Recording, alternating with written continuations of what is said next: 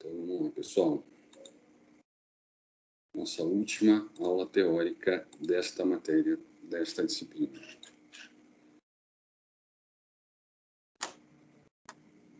Então, vamos lá.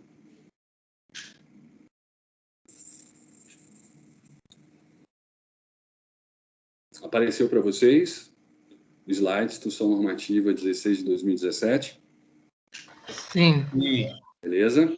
Apareceu. Ok, obrigado. Então, vamos lá.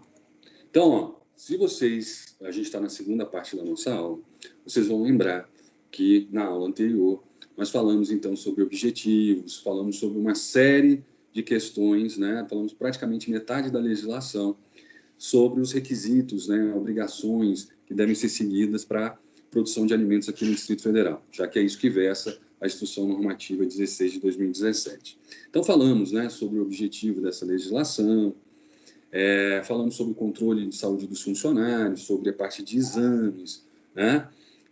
Falamos também sobre alguns cuidados que devem ser tomados antes da produção de alimentos, para a segurança e higiene da produção de alimentos. Falamos sobre uniformes, falamos sobre cuidados, né, no preparo dos alimentos, as boas práticas, sobre a necessidade de se ter uma pia exclusiva para a lavagem das mãos, com um documento que mostre como deve ser feita a lavagem das mãos. Falamos como deve ser feito e a gente vai depois corroborar com tudo isso lá na nossa aula prática. Responsabilidade técnica e capacitação pessoal, existe a necessidade de ter um responsável técnico, que aqui no Distrito Federal o professor falou que é um nutricionista, que faz então essa responsabilidade, né, ou tem a responsabilidade de colocar tudo isso em prática e será responsabilizado quando isso não acontecer. Esse é um né, de direitos e deveres, né? Então, esse é um dos deveres, colocar isso em prática. Responsabilidade técnica e capacitação pessoal, é necessário, então, que haja uma capacitação tanto para quem chega nessa atividade, como quem já está na atividade, esse processo de reciclagem, né, de conhecimentos em relação a boas práticas, tudo isso deve ser anotado, identificado, guardado, para quando for feita uma fiscalização pelo órgão de fiscalização sanitária.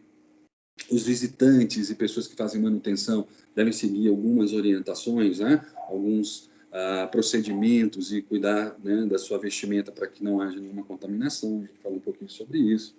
Falamos sobre a recepção de mercadorias, temperaturas, falamos de produtos congelados, refrigerados, as temperaturas, e para cada tipo de produto existe uma temperatura específica.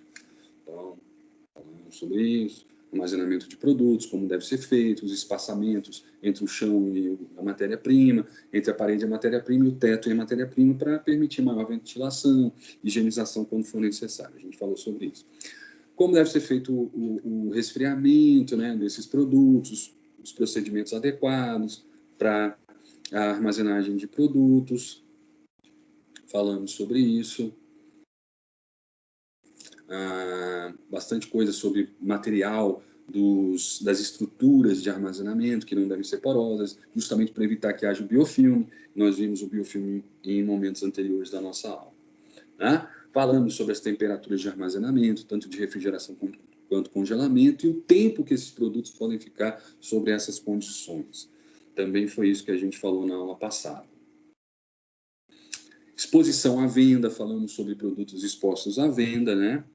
E aí falamos sobre a necessidade do monitoramento de produtos que estão sendo expostos à venda. É necessário que tenha um termômetro identificando a temperatura de refrigeração ou congelamento para identificar se aquela temperatura é adequada ou não. E falamos sobre a exposição de carnes, né? Como deve ser feita, quer dizer, ela não pode estar pendurada sobre outros produtos, né? Você tem que ter, então, a separação entre os tipos de carne, né? Entre avícolas, espécies de carne, na verdade, não tipos, né? Seria avícola, a suína, a carne bovina, né? E essas separações devem acontecer e existirem para não ter nenhum tipo de contaminação. Ok. Dito isso, a gente começa, então, a nossa segunda parte da nossa aula. Seria a finalização, então, da legislação da Instrução Normativa número 16, falando, então, um pouquinho sobre pré-preparo de alimentos, o preparo de alimentos e os documentos que são necessários para que você possa, então, produzir alimentos de forma correta, né? De forma legal, vamos dizer assim, dentro do Distrito Federal. Vamos lá, então? Então, vamos lá, vamos começar. Então, primeiro slide, né? Preparo de alimentos. Como deve ser feito o pré-preparo de alimentos? Então, a manipulação deve ocorrer em fluxo linear, sem cruzamentos de atividades.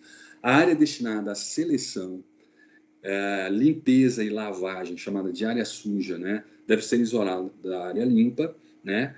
Que é a área de preparo final dos alimentos, com uma barreira física ou barreira técnica. Então, o que ele está querendo dizer aí? Toda vez que você recebe um produto na sua unidade, na sua cozinha, na sua padaria, né? A gente chama de unidade produtora de refeições, e aí pega tudo, né? Tudo aquilo que produz alimentos, a gente pode chamar de UPR, né? Unidade produtora de refeições. Tudo que chega na sua unidade como ingrediente, como matéria-prima, ela deve passar por um processo, né, de seleção, onde você, então, vai selecionar aquele produto que está adequado para ser processado dentro dessa cozinha, né, dentro dessa unidade produtora de refeições. Essa área a gente chama de área suja, que seria uma área onde você vai fazer a seleção e muitas vezes, será o caso, de fazer a limpeza desse produto. Então, vamos pensar em hortifrutis, né? Folhagens, frutas, verduras, né? Ou frutos e verduras. Então, toda vez que esse produto chega na sua cozinha, ele vai passar por um processo de armazenagem e por um processo de seleção, tá? Que pode acontecer tanto antes quanto depois do processo de armazenagem. Então, esse processo de seleção é um processo onde você vai retirar folhas que já estão queimadas, você vai tirar produtos que estão, né, provavelmente amassados ou que tem algum tipo de não conformidade para consumo. Nessa área, a gente chama de área suja. Deve ser, então, colocada uma área dentro da sua cozinha, da sua unidade produtora de refeições, para essa atividade, onde você vai fazer a seleção de produtos, onde você vai fazer a lavagem, né, a sanificação desses produtos. Nós vimos em aulas anteriores os agentes químicos de controle, né? Então, você tem o detergente, o sabão, você tem o álcool, você tem a água sanitária, você tem vários, né, o hipoclorito de sódio, você tem vários produtos que podem, de alguma forma, fazer a sanificação dos alimentos. Alguns são mais indicados, outros menos indicados, alguns têm um acesso mais fácil, outros não. A gente já falou isso em momentos anteriores da nossa aula. Então, você precisa de uma área chamada de área suja, onde você vai fazer todo esse processo de limpeza, desinfecção, sanificação dos alimentos antes que eles entrem na área de produção.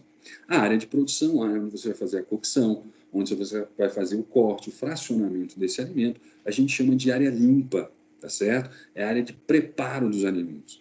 Então, dentro da sua cozinha, dentro da sua padaria, dentro da sua unidade produtora de refeições, você precisa ter uma área para fazer a limpeza de alimentos, para fazer a desinfecção desses alimentos no processo de seleção.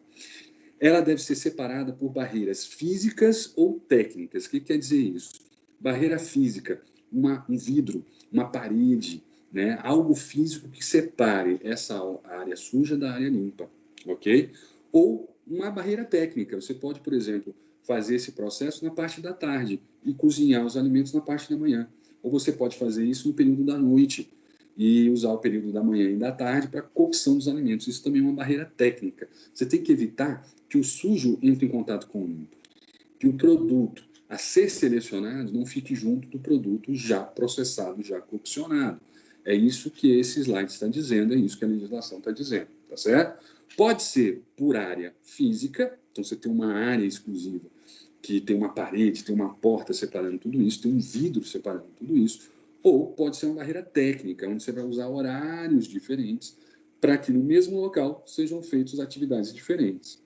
Então, no momento que se faz essa atividade de limpeza, desinfecção, você guarda o alimento e, posteriormente, você faz toda a limpeza para continuar esse processo dentro de uma área limpa. Então, se a sua área for muito pequena e você não tiver outra saída, você pode fazer barreiras técnicas, usar horários diferentes, desde que não só o produto seja selecionado e desinfetado, mas essa área, antes de começar o processamento do alimento, também tenha, né, essa desinfecção, passe por um processo de saneamento, né, de sanidade, de higienização, tá certo?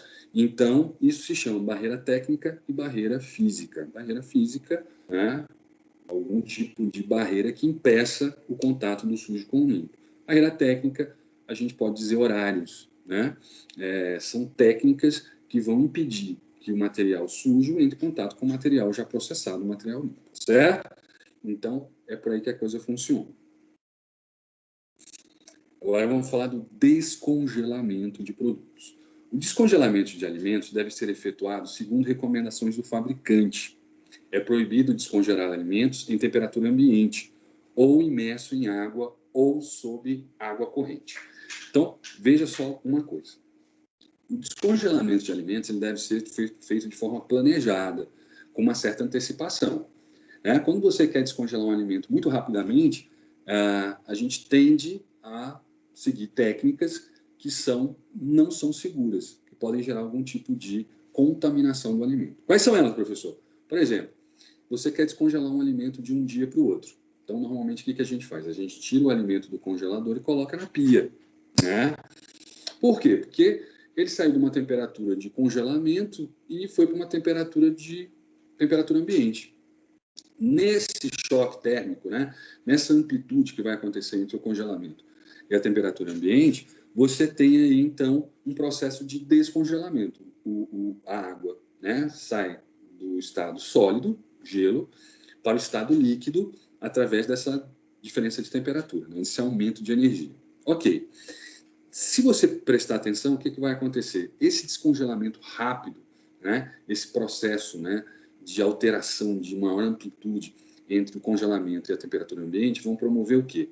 Vão promover que esses cristais de gelo estão lá nas células do tecido, do frango, da carne vermelha, da carne bovina ou da carne suína, vão promover ali uma quebra das membranas celulares desse tecido. O que acontece? Quando você congela uma carne, o que você está fazendo é congelar a água que está dentro desse tecido.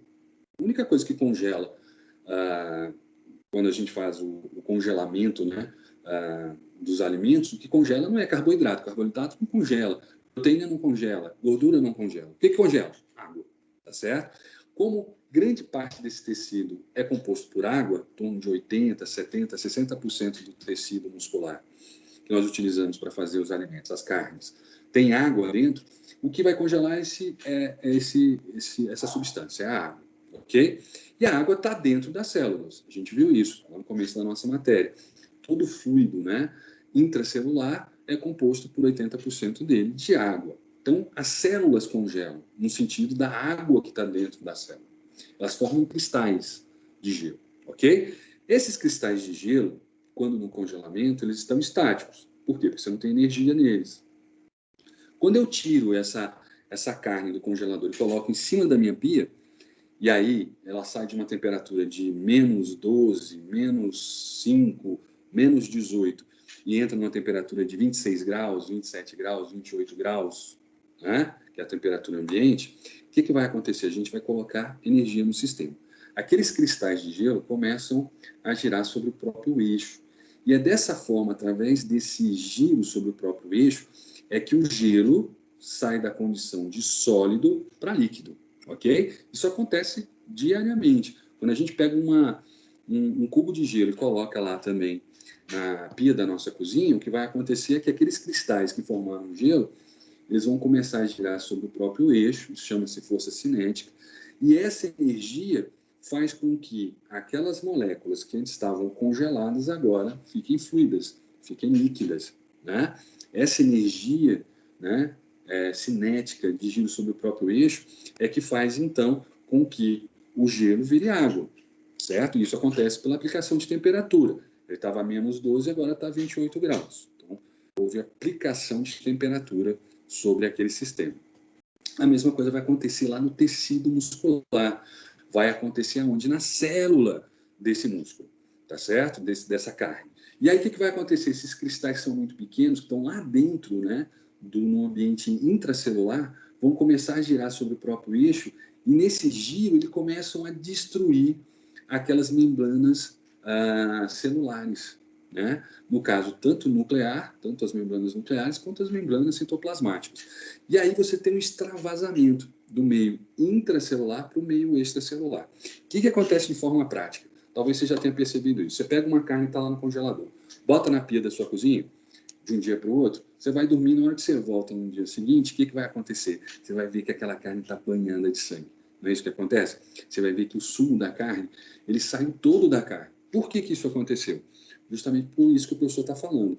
Toda vez que eu faço esse descongelamento rápido, o que eu promovo é uma movimentação desses cristais de gelo sobre o próprio eixo, que vão fazendo uma quebra na estrutura das células, das estruturas, então, dessas células que compõem esse tecido.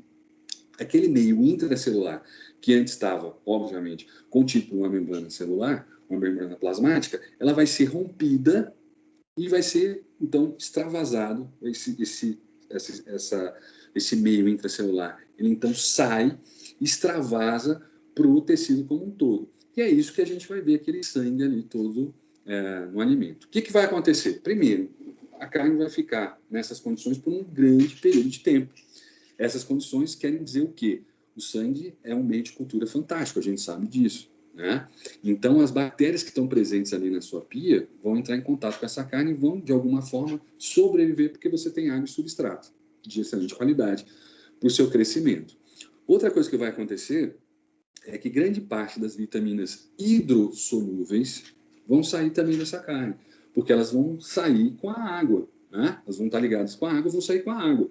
Sais minerais também vão sair nesse processo. E a gente sabe que os sais minerais é que dão sabor à carne. Então, uma carne, quando ela é descongelada nessa condição, a gente percebe que ela fica pálida, né? Ela fica acinzentada, ela perde a sua coloração natural. Isso acontece pelo extravasamento desse líquido, desse sangue, né? Que a gente chama, então, depois do processo de maturação, de sumo. Né? Então, o sumo da carne sai o gosto da carne, e sai algumas substâncias nutritivas da carne também, principalmente vitaminas hidrossolúveis e sais minerais. Então, o que fazer, professor? Fazer o descongelamento sobre refrigeração. De vez de você pegar essa carne do congelador e colocar em cima da pia, você pega essa carne e coloca na refrigeração, coloca no refrigerador, do congelador para o refrigerador. Ele vai sair de uma temperatura de menos 18, menos 12, menos 10 ou 0 graus, para uma temperatura de 4, 5 graus Celsius, tá certo? Demora mais tempo? Demora mais tempo. Por isso que eu falei, o processo de descongelamento ele tem que ser feito através de um processo de planejamento. Você tem que descongelar com 24 horas de antecedência, e não 12 horas. Em 24 horas, esse processo de força cinética, que é o giro desse cristal sobre o próprio eixo, lá dentro da célula, ele acontece de forma mais lenta. E, portanto, você tem menos rupturas. Tendo menos rupturas de células, né? Apopsia de célula, quebra de célula, rompimento de célula, você tem menos extravasamento de meio intracelular para o meio extracelular. Portanto, você tem menos sangue saindo dessa carne. Depois do processo de descongelamento, você chega lá, você vai ver que a carne está com uma cor feita de forma lenta, né? Dentro do refrigerador. Você vai ver que essa carne está com a cor natural dela. Ela perdeu pouco sangue, porque hoje os cristais romperam pouca membrana citoplasmática. E você tem uma carne com alto teor de nutrientes, com alto teor de vitaminas hidrossolúveis, com sabor e com uma boa apresentação. Ela continua com a coloração natural, tá certo? Então, qual é o jeito certo de fazer o descongelamento de carnes? Seja de aves, suínos, bovinos, seja lá o que for. Caprinos, ovinos, seja lá o que for. Você descongela na refrigeração, ok? Você tira do refrigerador e coloca na geladeira. Dessa forma, ela demora mais tempo para se descongelar, isso é verdade. Mas, em compensação, você tem uma melhor qualidade dessa carne, uma maior segurança nesse processo. Dificilmente você vai ter algum tipo de contaminação por bactérias, né? Ou desenvolvimento de bactérias, ou de um grande número de bactérias nessa condição. Por quê? Porque a condição de refrigeração impede que as bactérias possam se multiplicar em grande quantidade. Já o processo de descongelamento em temperatura ambiente, a gente sabe que promove o aumento do crescimento de micro-organismos, tá certo? Então, nunca descongele o alimento em temperatura ambiente. Nunca pegue essa carne e coloque em água. Por quê? Porque a água é um bom condutor térmico. Então, o que vai fazer? O calor da água vai ser conduzido para essa carne e vai retirar o frio da carne. E esse processo vai acontecer em água. Quer dizer, você vai ter um descongelamento mais rápido ainda. E aí, mais quebra de membranas plasmáticas, né? E mais saída de matéria interna da célula extravasando para o meio extracelular. E aí você vai ter mais perdas de nutrientes, você vai ter mais perdas de sais minerais, de vitaminas hidrossolúveis e, portanto, também um ambiente muito mais favorável ainda para o crescimento dos micro-organismos. Então, nunca faça o descongelamento de carne sob temperatura ambiente e nem faça o descongelamento de carne sobre água, né?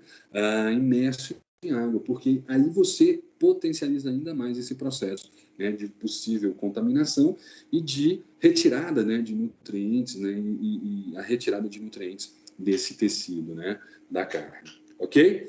Então, todo descongelamento tem que ser feito sobre refrigeração. Tirou do congelador, coloca no refrigerador, vai demorar mais tempo, mas em compensação você tem um processo muito mais seguro e muito mais nutritivo, né, com menos perdas nutricionais desse tecido. Beleza, pessoal? Deu para entender? Os cristais, se você for ver, se você puder depois dar uma olhadinha no YouTube, por exemplo, no Google, cristais de gelo, você vai ver que o gelo forma esses cristais, né? São normalmente pontiagudos. E quando você faz o processo de congelamento, essa força que faz o gelo virar água nada mais é do que uma força cinética, onde o cristal gira sobre o próprio eixo e essa energia faz com que ele saia, né, do estado sólido para o estado líquido. Então, nesse processo, você tem um rompimento das membranas celulares, já que 80% da água, 80% dos componentes do componente intracelular de uma célula é água, né? Então, esse rompimento ele acontece com muita facilidade. E aí, todo aquele extravasamento que a gente vê são substâncias intracelulares que estavam ali naquela carne. Nesse processo, elas saem da carne. Você tem uma carne menos saborosa, menos nutritiva, né? E que pode perder mais facilmente pela grande carga de micro-organismos que a partir daquele momento pode acontecer ali de haver a contaminação, tá certo? Então, descongelamento sobre refrigeração. Nunca em temperatura ambiente ou imerso em água, tá certo? Seja água parada ou água corrente. Alguém quer fazer uma pergunta? Professor, e se eu fiz esse processo, eu me planejei para comer, sei lá, a picanha está congelada e 24 horas eu deixei ela no refrigerador e aí acabou que eu não vou conseguir comer ela. Eu posso congelá-la novamente, ela vai perder nutrientes de novo, não? Veja só, a carne ela só pode ser descongelada uma vez, a gente vai ver isso também na legislação, tá? Então, assim, o que acontece? Se eu esqueci, eu tenho lá um churrasco que eu vou fazer amanhã e eu esqueci a carne congelada, tá certo? Então, claro, dentro de um processo de produção em larga escala e profissional, a gente não pode esquecer, né? Isso tem que estar tudo planejadinho. Mas lá na casa da gente a gente esquece. O que eu faço? Eu posso usar 2 procedimentos que são permitidos. Primeiro procedimento, pegar essa carne e colocar no micro-ondas, tá certo? Eu pego essa carne e descongelo ele sobre o micro-ondas. Então, pedaços de carnes menores, né, por exemplo, uma picanha, eu consigo fazer isso sem problema algum. Eu pego o meu micro-ondas e descongelo ali. O que vai acontecer? Como o micro-ondas trabalha com a questão da vibração do cristal de gelo, você tem menos rompimentos. E também, como você descongela rapidamente, você não dá tempo para que esse desenvolvimento de micro-organismos aconteça de forma bastante acelerada. Então, uma possibilidade é o descongelamento no micro-ondas. Vou levar lá para um churrasco que eu vou participar hoje e tal, o meu pedaço de picanha. Cabe dentro do meu refrigerador, do meu micro-ondas? Cabe. Então, eu vou lá e descongelo no micro-ondas. Existe essa função do micro-ondas justamente para isso. Agora, a gente está falando de pedaços de carnes maiores, a gente está falando de uma produção em larga escala. O que fazer, professor? Aí, o processo deve ser colocar esse produto direto na panela, tá? Se possível, ou direto na chapa, ou direto na grelha, enfim, sem descongelar o produto. Ele vai descongelar, né, no processo mesmo de cozimento daquele produto. Em alguns casos é possível fazer isso, no caso de um churrasco não, porque vai cair a água sobre o fogo, e aí, teoricamente, não vai dar certo. Então, é melhor você pegar uma panela, colocar ele na panela até ele perder bastante do gelo e depois, então, ir lá para se fazer o descongelamento, fazer o assamento dessa carne, né? Fazer a grelha da carne. Parece estranho, parece esquisito, mas é a forma correta. colocar em água e deixar descongelar sob temperatura ambiente seria a forma mais inadequada para a gente fazer isso. Por quê? Primeiro, essa carne vai ficar sem gosto e ela vai ficar menos nutritiva. Em segundo lugar, dependendo da forma como você estiver fazendo, ela vai ter uma grande carga de micro-organismos. É óbvio que se a gente colocar ela sobre cozimento, ela vai matar esses micro-organismos, porque a temperatura de cozimento é superior a 75 graus. Ok, mas se ela for, por exemplo, trabalhada de forma crua, for fazer algum carpaccio, for fazer alguma preparação que não tem uma temperatura adequada para a morte dos micro-organismos, você pode ter uma contaminação desse alimento, tá certo? Então, são duas formas que você pode fazer. Utilizar o micro-ondas, que já está preparado para fazer isso, e imediatamente já ir para o processo de cocção, ou uma panela, você bota o produto lá dentro, o calor do fogo vai descongelar esse produto, já vai pré-coccionar esse produto, e aí quando ele estiver já descongelado, aí você faz o que você tem que fazer, seja churrasco, ou seja, por exemplo, enfim, cozinhar a carne. São as duas formas que são permitidas, tá? Porque qualquer outra forma permite que haja uma contaminação do ambiente por micro-organismos, tá certo? E também permite que haja perda de nutrientes desse produto, né, para o meio extracelular. Portanto, você tem um alimento com menor gosto, porque o sangue da carne, o suco da carne é que dá o gosto à carne, e também você tem menos nutrientes, como eu falei, né? Sais minerais, vitaminas hidrossolúveis saem nesse processo. Ah, não, professor, mas é assim, é o que a legislação nos permite, tá certo? Eu sei que a gente, historicamente, utiliza um outro processo para descongelar, que é um processo muito mais fácil. Você pega. Agora, imagina só o seguinte: aquela parte da cuba da nossa cozinha é a parte mais suja da cozinha. Se a gente fizer um esfregaço, e a gente vai fazer isso na nossa aula prática, não em relação a essas estruturas, a gente vai fazer com outros para fazer, então, a verificação da presença de micro-organismos em placa de vidro. Vocês vão ver, de Petri, né? Placa de Petri. Vocês vão ver que existem micro-organismos onde a gente acha que não existem, a gente não consegue ver, então a gente só vai conseguir ver na forma de colônias.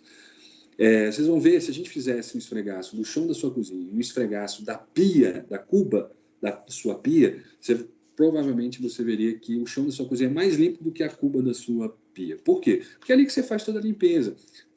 O prato sujo você lava ali, os resíduos caem nessa estrutura, tudo isso acontece ali. Quando você bota a sua carne ali, você está colocando a carne no lugar mais sujo da sua cozinha, onde tem a maior probabilidade de ter micro-organismos. E essa contaminação acontece. De um dia para o outro, é bem possível que haja a possibilidade de produção de toxinas, que haja a possibilidade de esporos que estão ali virem micro-organismos e virem, então, vão ter condições ali de gerar, então, o que a gente chama de toxinfecção, de produção de toxinas, até de micotoxinas, né, também na presença de fungos, bolores, leveduras, no caso mais bolores, né? Então, o que acontece? Esse produto pode, de alguma forma, estar sendo contaminado. E dependendo do processo de cocção que vai ser feito posteriormente, você pode ou não eliminar essas micotoxinas e essas toxinas. Então, deixar o alimento descongelar, sob temperatura ambiente, no lugar mais sujo da sua cozinha, é a grande possibilidade de haver uma contaminação e essa contaminação gerar algum tipo de problema sério de DTA para quem consome esse alimento. Tá certo? Então, esqueci. O que eu vou fazer agora? Eu vou fazer uma carne moída? Bota ela na panela congelada. Eu vou fazer um frango? Boto ele no forno congelado. Vai demorar mais? Pode ser que tenha um processo da gente ter que temperar ele posteriormente? Pode acontecer. Mas o problema não foi fazer isso, foi ter esquecido de tirar o produto para descongelar. É óbvio que na casa da gente tudo fica mais difícil porque a gente não é uma empresa, a gente não está se planejando muitas vezes para fazer as coisas com uma certa antecedência.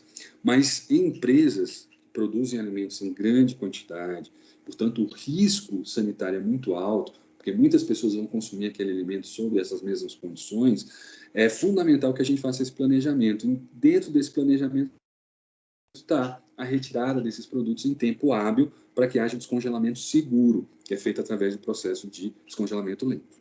Beleza, pessoal? Mais alguma dúvida? Beleza, professor. questionamentos, dúvidas, reclamações? Não?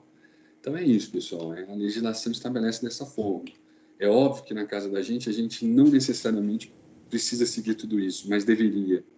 Porque se isso é bom para restaurantes, é bom para a casa da gente também. E, na verdade, a gente já viu por que isso acontece.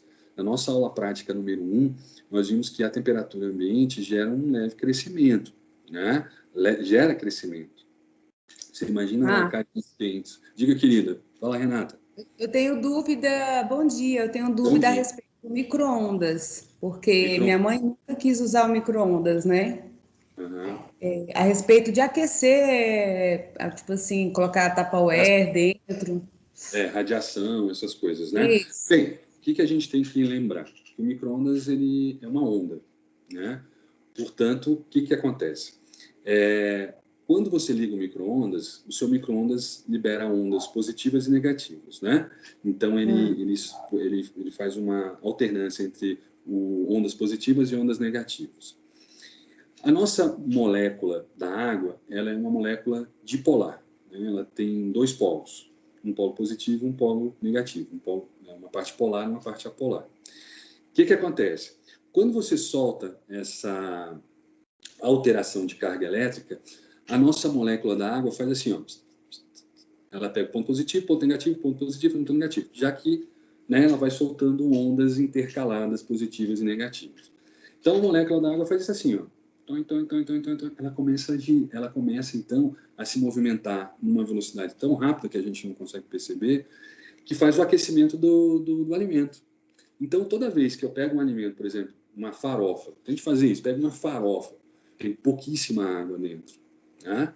Tem baixa umidade. Você pega a farofa, bota no micro-ondas, deixa 1 minuto lá. Como tem pouca água, poucas coisas vão se movimentar ali, né? Vão reverberar ali, vão se mexer e, portanto, pouco aquecimento vai acontecer, porque tem pouca água. Se eu pego um copo de água e boto no mesmo tempo, explode o copo de água, porque eu tenho tanta molécula de água ali que elas todas vão se mexer, então o aquecimento vai ser muito maior. Então, a mesma potência sobre o mesmo tempo vai ser diferente de produto para produto. Quem tiver mais água aquece mais rápido, quem tiver menos água aquece menos rápido ou às vezes nem aquece. Então, o micro-ondas ele é isso, ele não tem uma radiação que vai matar as pessoas, nada disso. Ele solta ondas positivas e ondas negativas. E a molécula da água, por ser dipolo, ela faz então esse processo de vibração. E ao vibrar, ela gera uma energia cinética que aquece o alimento. Ok?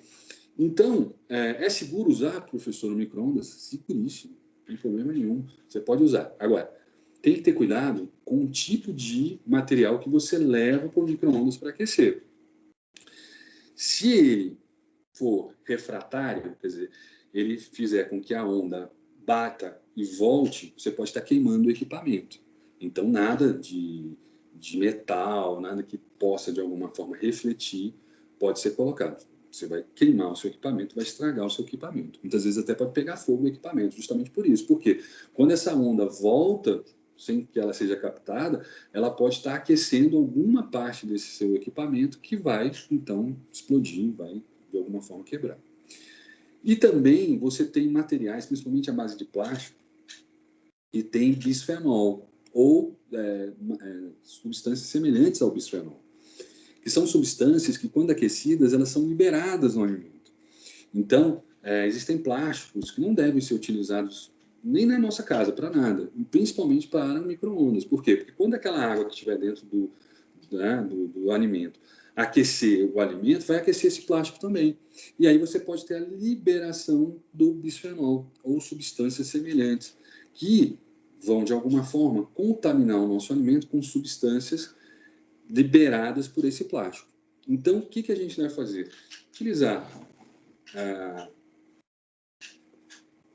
pratos, utensílios de vidro, de porcelana, que não sejam refratários, que possam, de alguma forma, ser aquecidos e são inertes, não vão liberar nada. E alguns tipos de plástico também são plásticos que são para serem utilizados em micro-ondas. Normalmente, esses plásticos já são liberados em relação a tudo isso e também são muito resistentes a calor. Então, é só a gente dar uma olhadinha na embalagem do produto que a gente está comprando. Se houver algum material ali que possa ser liberado com calor, já vai ser informado. Então, por exemplo, esses copos plásticos que a gente usa para tomar café e tudo mais, todos eles liberam bisfenol, liberam substâncias que são semelhantes, por exemplo, ao estrógeno, né? O hormônio feminino, vamos dizer assim, que podem gerar problemas muito sérios, né? O PET, a garrafa PET, botar coisa quente em garrafa PET vai liberar também substâncias tóxicas, né? Então, aí vem a resposta à sua pergunta. O micro-ondas é muito seguro, desde que ele esteja hermeticamente isolado, tá certo? E desde também que ele não use, né, para fazer o aquecimento dos alimentos, materiais que são impróprios, né, plásticos e outros materiais que podem liberar algumas substâncias para o alimento. Mas o micro-ondas em si, ele é muito seguro. Óbvio que quando o micro-ondas chegou, ninguém sabia muito bem como é que funcionava e, como tudo na vida, né, se faz aquelas especulações. Então, muita gente vai deixar algum tipo de... É uma onda eletromagnética, então pode mudar o DNA, pode gerar câncer e tal. Não. Tá? Agora, ai, que bom, graças a Deus, eu fiquei assustada com isso aí. Fica tranquila. Então, só 2 cuidadinhos você tem que ter. Isolamento do seu equipamento, porque da mesma forma que ele vai aquecer o alimento, se não tiver isolamento, ele vai aquecer tudo que tiver na cozinha, né? E isso pode acontecer. Sim. E também a questão do utensílio que você usa. Tem que ser um utensílio próprio para micro-ondas. E aí, quando a gente fala próprio para micro-ondas, tem 2 características. Uma, ele não libera substâncias tóxicas. E 2, ele, em sendo aquecido, ele é resistente a altas temperaturas de aquecimento. Tá certo? Então, são esses 2 cuidadinhos. Cuidado Obrigada. número 1. Não, que isso, meu amigo. Cuidado número 1. Isolamento do meu equipamento. Como é que eu sei, professor? Tem uma forma simples de você saber. Tire o seu equipamento, tá, da tomada, o micro-ondas da tomada, para não ter problema nenhum. Depois queimar o seu iPhone não é culpa minha. Preste atenção. Você vai tirar lá o seu micro-ondas da tomada, ok? Vai abrir a porta do seu micro-ondas, vai colocar o seu telefone celular dentro do micro-ondas, desligado da tomada, ok? Fecha a portinha do seu micro-ondas e tente ligar para o seu celular lá dentro, ok? Teoricamente, esse isolamento é para ondas, tá? Eletromagnéticas. A onda do celular também é uma onda eletromagnética. Se você tentar ligar e ele não der nada lá dentro, é porque o seu micro-ondas está isoladinho, perfeito. Se atender lá dentro é um problema, tá certo? Então tem que fazer isso, tire da tomada e pelo amor de Deus, está gravado aqui, então eu posso provar que não foi isso que eu falei. Não ligue seu micro-ondas. Deixe seu celular lá dentro ligado, feche a porta e ligue para o seu celular que está lá dentro. Se ele atender, se ele começar a tocar lá dentro, aí você tem um problema no seu micro-ondas, tá certo? Provavelmente o isolamento dele não está muito adequado. Isso pode gerar também que essas ondas saiam dele. E aí faz o quê? Aquece o que estiver próximo.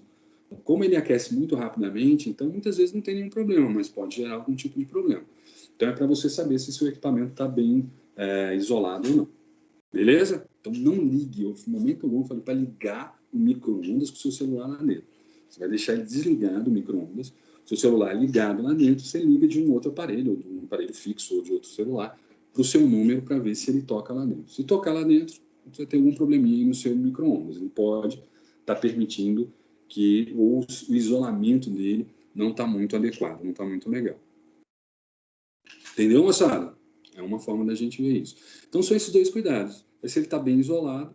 E o segundo cuidado, se o material que você está utilizando para aquecer o seu alimento, que é o prato, né, ali o contetorzinho, se ele não solta substâncias tóxicas. Quando ele estivesse ligado, né, dava câncer. Olha, se ele tiver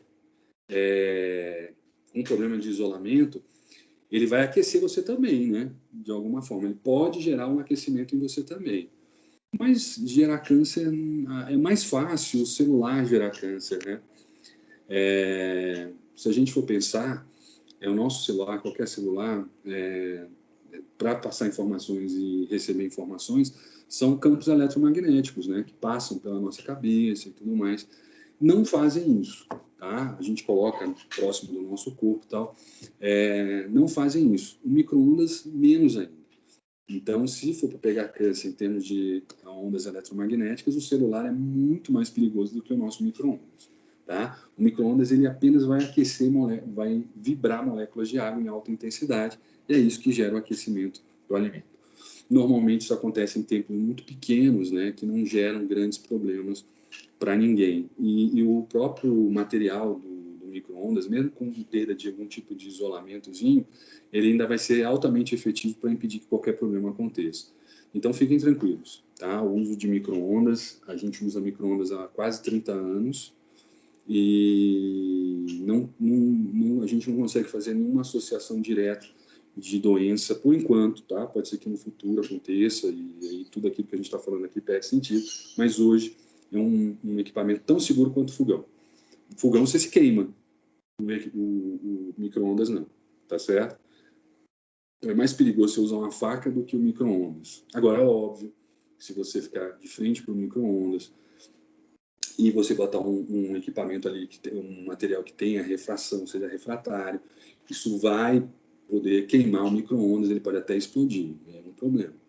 Mas, fora isso, não há total segurança no uso do micro-ondas. Ele tem até um processo muito simples, né, que não geraria nenhum tipo de problema, não deixa nada no alimento, nenhum tipo de resíduo.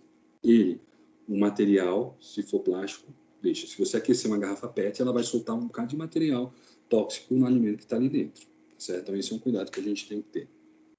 Principalmente o bisfenol, que é o bisfenol, que é uma substância que grande parte dos plásticos baratos que a gente usa tem, né? E ela é altamente tóxica, ela passa para o alimento quando aquecido. Copinho de café, copinho de água, tá cheio de bisfenol. Toda vez que você bota café quente lá dentro, passa. Por isso, Europa e Estados Unidos só usa copinho de isopor, né? Justamente papel, justamente para tirar aquele copinho que a gente usa aqui no Brasil para tudo. Esse é um problema, mais do que o micro-ondas. Tomar café em copinho plástico pequeno, de plástico, tá certo? Esse é um problema. Mas aí fiquem à vontade, né, pessoal? Se quiser fazer alguma pergunta, questionar, fazer algum comentário, fiquem à vontade, a gente vai conversando aqui, a aula é conversada. Olha lá, próximo slide. Descongelamento lento deve ser efetuado sob refrigeração em temperatura de 5 graus Celsius. Após o descongelamento, o produto não deve ser recongelado. Aquilo que a gente estava falando, né, João?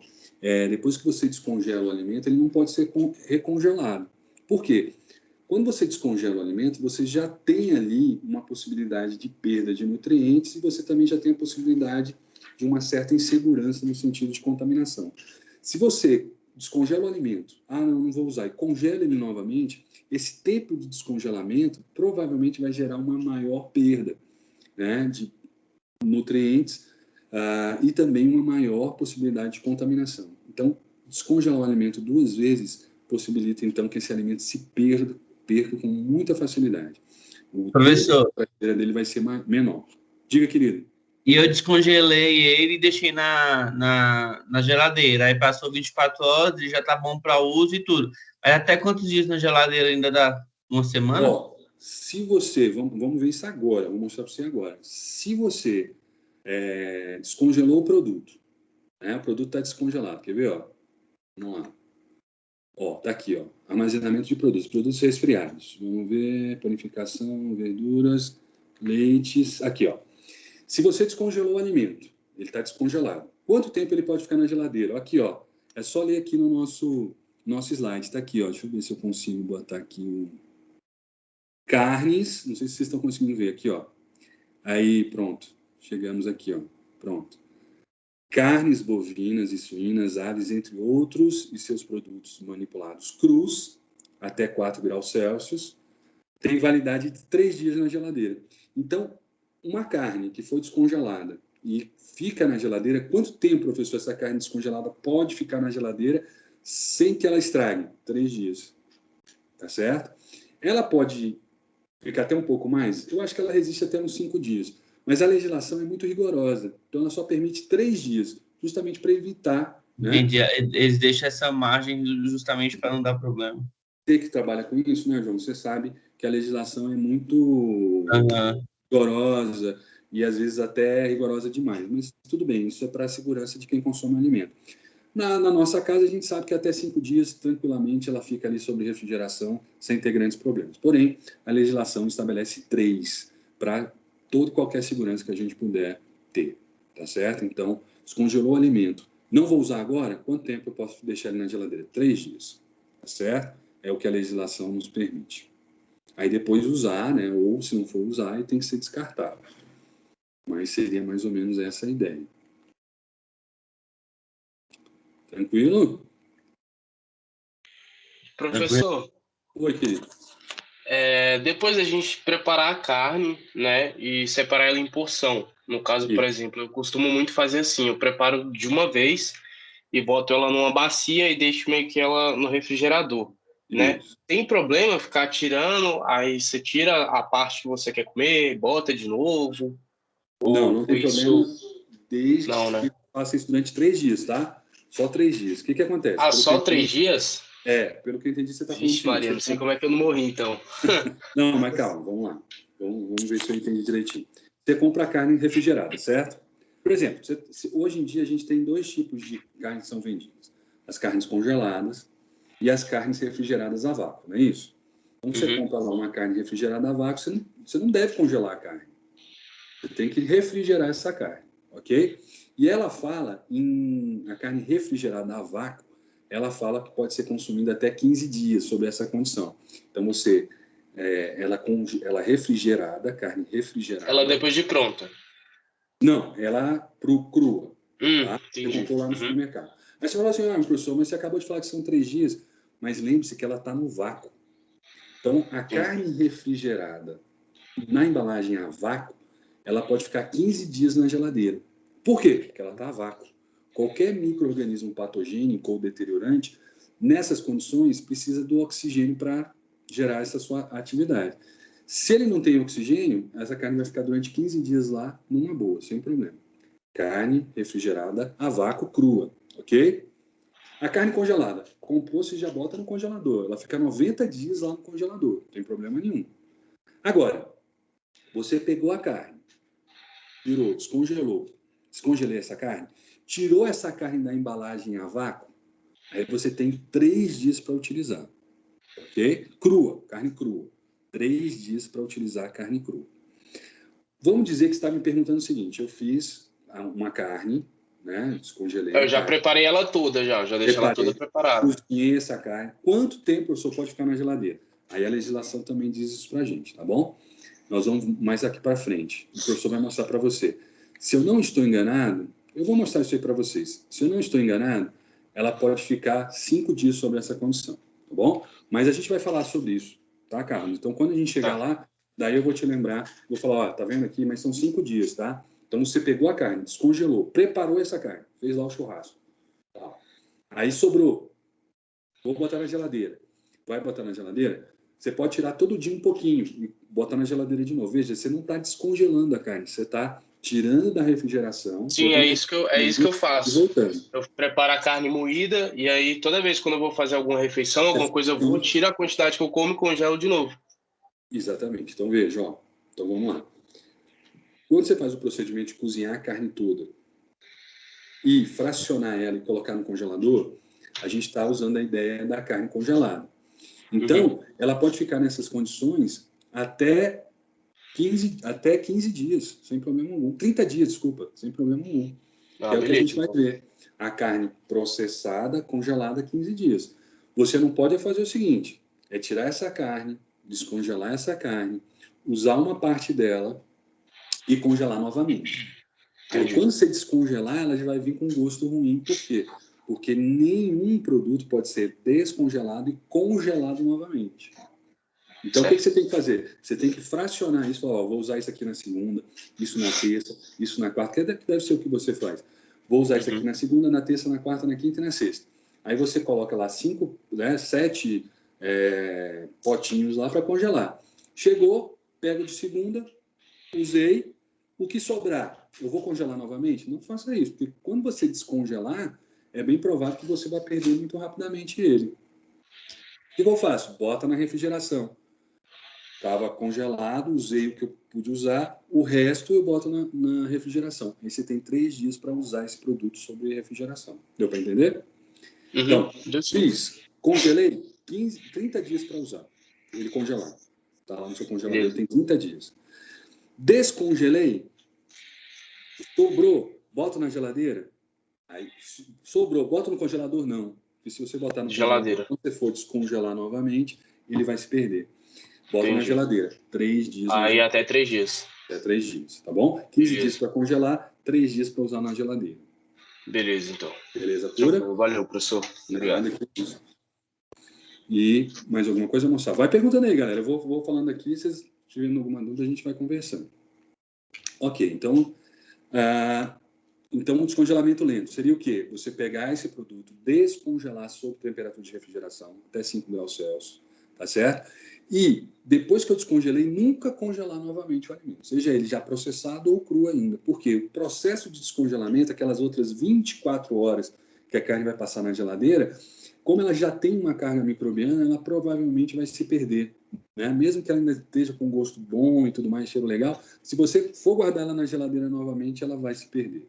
Tá certo? Então, nunca se descongela um alimento 2 vezes, apenas uma vez, tá certo? Nunca descongelar 2 vezes. Ok. O descongelamento rápido deve ser feito em forno de micro-ondas em caso de uso imediato, né? Então, forno de micro-ondas, quando for possível, ou na panela imediatamente. Você vai fazer uma carne moída, não deu tempo, você pega a carne crua, bota dentro da panela. Ah, mas fica com gosto ruim, não pega tempero. Paciência. Se você correu risco na sua casa, é um problema seu. Agora, se você trabalha num restaurante, você não pode gerar essa possibilidade de risco. A legislação tem que ser seguida. Você, como nutricionista e responsável técnico, você vai ser cobrado por isso. Então, é dessa forma que se faz. Esqueceu? Paciência. Então, vamos fazer assim, é a forma que se tem para se fazer. Colocar em água corrente, água parada ou em temperatura ambiente, é a pior forma da gente poder fazer esse processo, porque existe a possibilidade de contaminação, de haver ali a produção de uma toxina, e essa toxina é termolábil, ela não vai ser destruída com a temperatura, e aí você tem a contaminação de quem consome esse alimento. Certo? Muito cuidado, hein, moçada?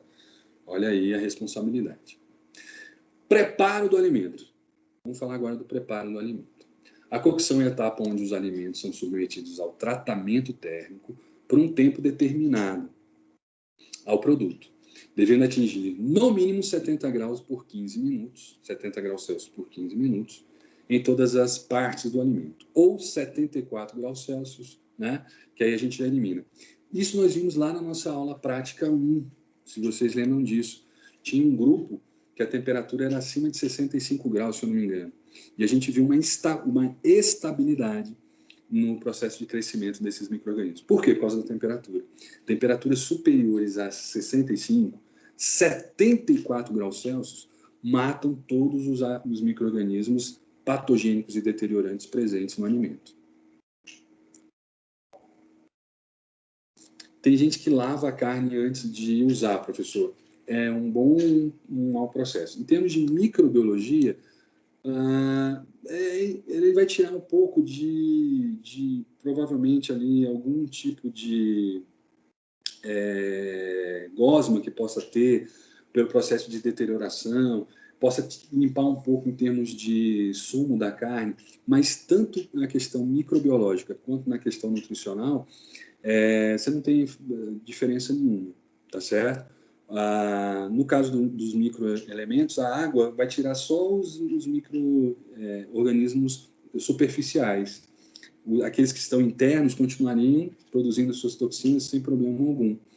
E em termos de nutritivo, né, em questão nutritiva, jogar água, você vai tirar só aquilo que já foi perdido mesmo, que é o excesso do que já foi perdido.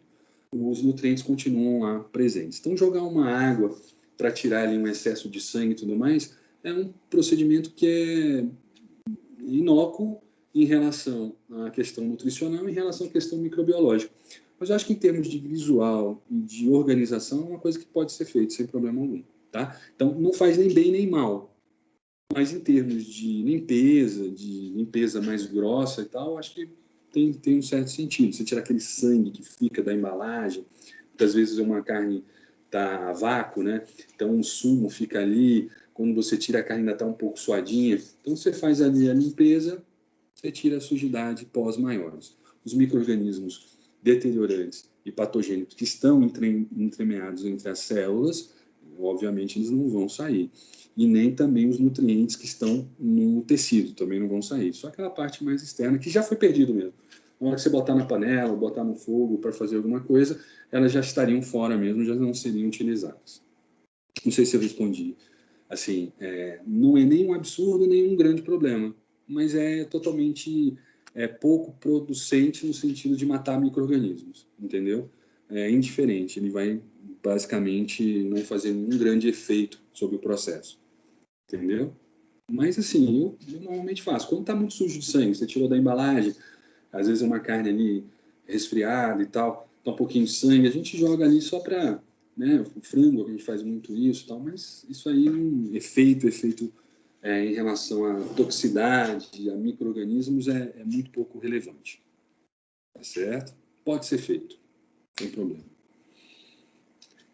Então, olha lá. O que ele está dizendo aqui? Ele está dizendo que temperaturas superiores a 74 graus Celsius, a gente elimina os micro-organismos, tanto deteriorantes quanto patogênicos. E a gente conseguiu ver isso na aula prática em temperaturas menores, né? A gente viu a estabilidade do crescimento de micro-organismos em temperaturas superiores a 65 graus Celsius. Então, quando a gente aquece um alimento a temperatura de 75 graus Celsius ou mais, a gente está eliminando a possibilidade de micro-organismos patogênicos ali. Agora, a gente tem que ter o cuidado que nem todo o alimento, principalmente quando o alimento é muito grande, tem muitas camadas, está sob a mesma temperatura, né? Então, às vezes, você está colocando ali um frango para assar. Na parte externa dele, né, vamos dizer aquele frango de padaria, né?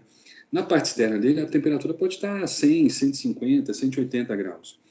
Mas, às vezes, lá dentro, perto do osso, né, num lugar mais próximo, como não tem muita água ali, a transmissão de calor é menos eficiente. Então, pode ser que você tenha temperaturas menores ali. Então, o que a gente tem que meio que se basear é que o tempo e a temperatura são determinantes. Colocar um alimento sob uma temperatura muito alta por pouco tempo, pode ser que nem todas as partes do alimento tenham alcançado 75 graus, mesmo o equipamento estando ali, vamos dizer assim, programado para temperaturas muito altas. É porque a gente tem que pensar que a transmissão do calor dentro do alimento, quanto menos água você tem, mais complicado é, entendeu? Então, por exemplo, um feijão, se você medir a temperatura do feijão no centro, nas bordas, praticamente é a mesma temperatura. Por quê? Porque tem muita água. Então, a transmissão de temperatura é muito fácil de acontecer e ela acontece muito facilmente. No caso, por exemplo, de um frango, no caso de um pedaço de carne, a parte mais superficial, né, as partes mais externas, aquecem mais rapidamente que as partes internas. Então, a gente tem que dar um tempo suficiente para que lá no interiorzinho do alimento a gente consiga ter a mesma temperatura de fora, ou próxima à temperatura de fora. Então, o processo é tempo e temperatura. Não adianta só você botar 150 graus, deixar lá por 2 minutinhos e tirar. Às vezes a parte de fora está muito bonita, dourada, aquecida, linda, maravilhosa e segura em termos de micro-organismos, e dentro o tempo não foi suficiente para transmitir a mesma temperatura e eliminar os micro-organismos. Isso é muito comum em frangos, né? A gente come porco também, carne de porco também tem esse problema. De você assar o alimento, quando você tem muitas camadas de massa muscular ali, às vezes lá no centro, lá perto do osso, você vê está vermelho ainda, né? Não foi aquecido, às vezes está quase cru, e mesmo o produto já estando dourado por fora. Então esse é um cuidado que a gente tem que ter. Alimentos que têm pouca quantidade de água, né? Então alimentos que têm muita gordura, muita proteína, eles são pouco transmissores de calor. Então, pode acontecer de fora do alimento, o alimento está todo cozidinho, ou todo assado, e dentro você tem ali regiões que não pegaram uma temperatura muito adequada, não chegaram acima de 75 graus Celsius. Tá? Então, o churrasco, por exemplo, Os alunos de gastronomia sabem disso, né? O pessoal pede suculência na carne, né? Peça que você corte e sai o sumo da carne. Esse é o jeito certo. Tudo bem, mas você corre mais risco. Por quê?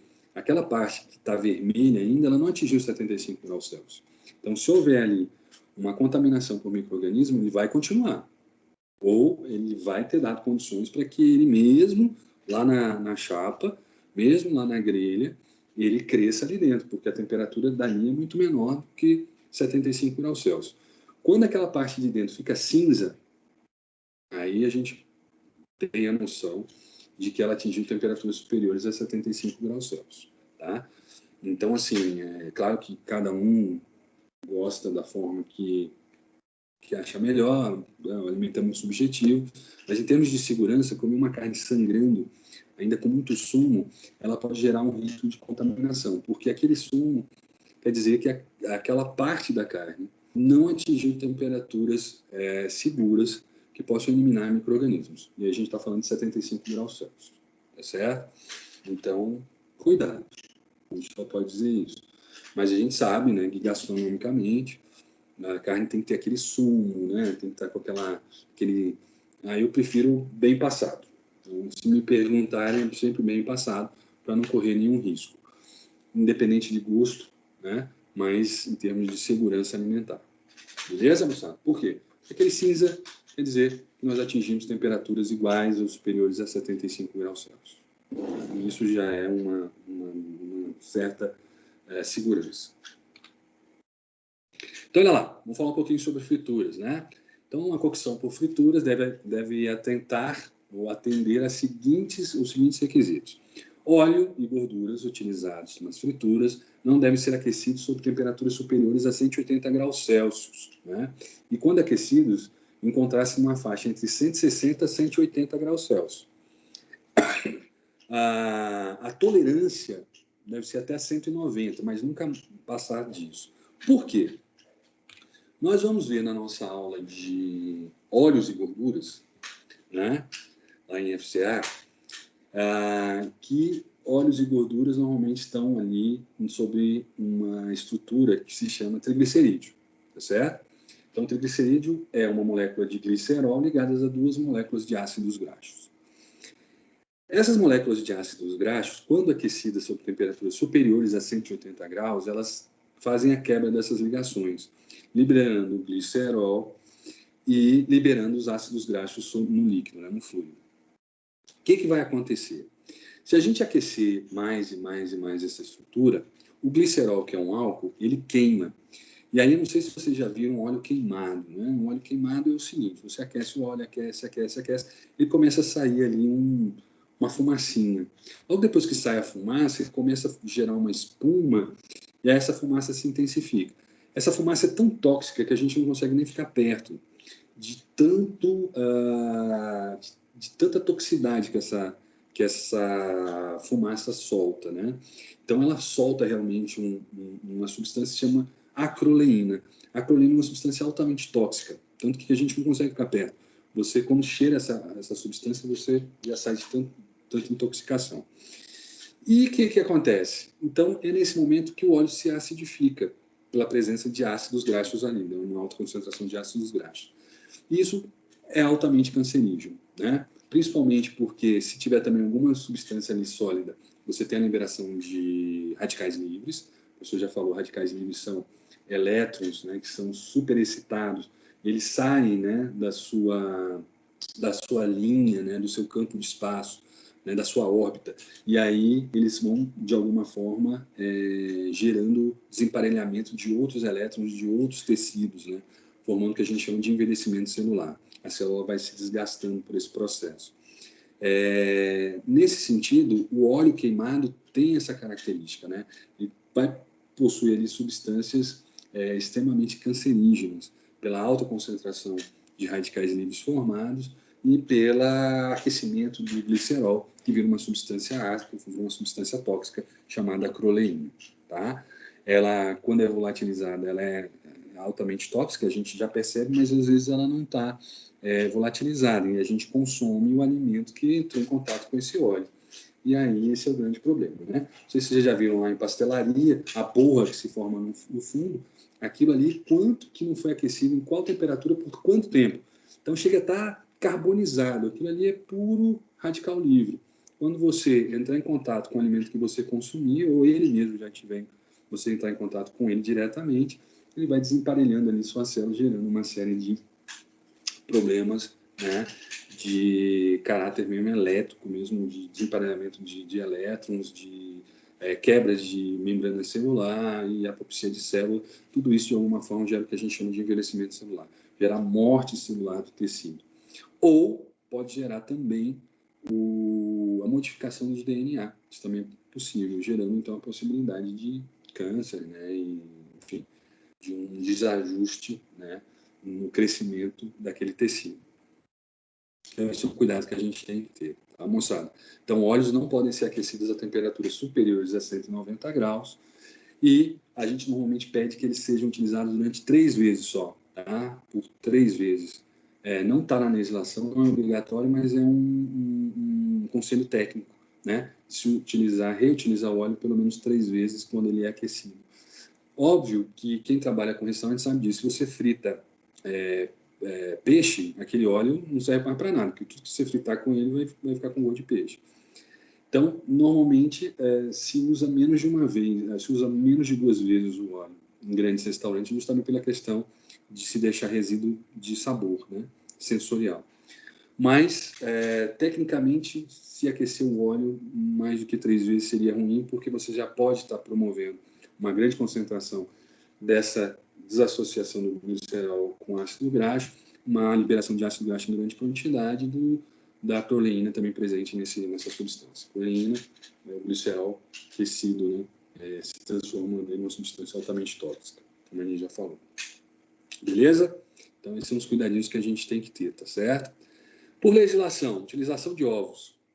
A qualidade sanitária das preparações à base de ovos deve ser garantida com os seguintes procedimentos. Devem ser utilizados ovos pasteurizados ou desidratados ou cozidos em preparações sem cocção, tais como maionese, cremes, mousse, entre outros. Aqui eles dizem o seguinte: o ovo nunca deve ser utilizado cru. Se você também, né, já fez gastronomia ou culinária, eles vão te ensinar a fazer maionese caseira, que é com gema de ovo, como a gema do ovo, né? E não aquece, ela apenas vai sendo batida até você formar a maionese. Esse é um grande problema, porque se houver ali a presença de algum micro-organismo, principalmente a salmonela, vai haver a contaminação. Então a gente não deve usar ovos crus, ou ovos que atingem temperaturas inferiores a 65 graus Celsius. Então a gente sempre fala o seguinte: ovo de gema mole é uma delícia, mas é um problema, porque a gema do ovo, quando está mole, ela vai se desnaturar, né? Vai ficar sólida em temperaturas acima de 60 graus. Então, se a gema está mole, é porque ela não sofreu uma temperatura acima de 65 graus. Então, isso quer dizer que se houver um micro-organismo ali, você vai ser contaminado.